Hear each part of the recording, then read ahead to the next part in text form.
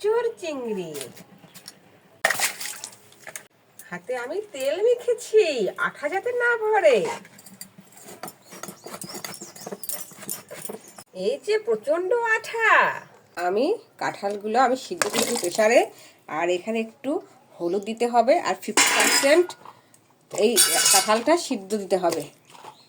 এই যে এখন আমি প্রেসারের মুখটা বন্ধ করে দিব, দিয়ে 2টা সিটি দিয়ে দেবো।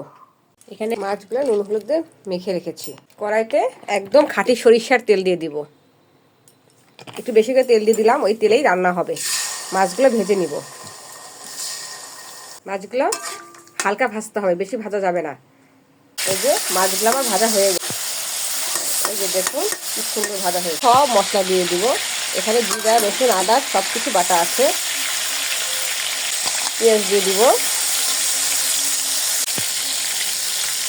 মরিচের গুঁড়ো দিয়ে দিচ্ছি, হলুদের গুঁড়ো দিয়ে দিচ্ছি, পরিমাণ মতো লবণ দিয়ে দিচ্ছি।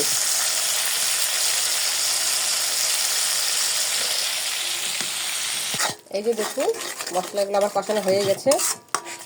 এখন আমি এই যে সিদ্ধ করা এঁচোড় আর আলু সিদ্ধ করে রেখেছিলাম ওটা এখন দিয়ে দিব। এটাকে একটু ভালো করে কষাতে হবে। একটু জল দিয়ে কষাতে হবে ভালো করে। আমার রান্না প্রায় কিন্তু শেষের মাঝখানে এসে গেছে। একটু এখন মাছটা ছেড়ে দিলে কিন্তু আমার রান্না প্রায় শেষ। একদম বিয়েবাড়ি স্টাইলের মতো এঁচোড় রান্না করলাম। দেখুন কি সুন্দর কালার হয়েছে।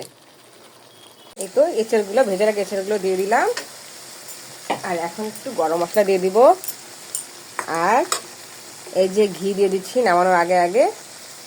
আমার রান্না কিন্তু হয়ে গেছে, কারণ মাছটা যেহেতু ভাজা হয়েছে তাই একে বেশি আর করা যাবে না। আমি এরকম অবস্থাতেই নামাবো। আমার হয়ে গেছে। এই যে আমি তরকারিটা তুলে রাখছি বাটিতে।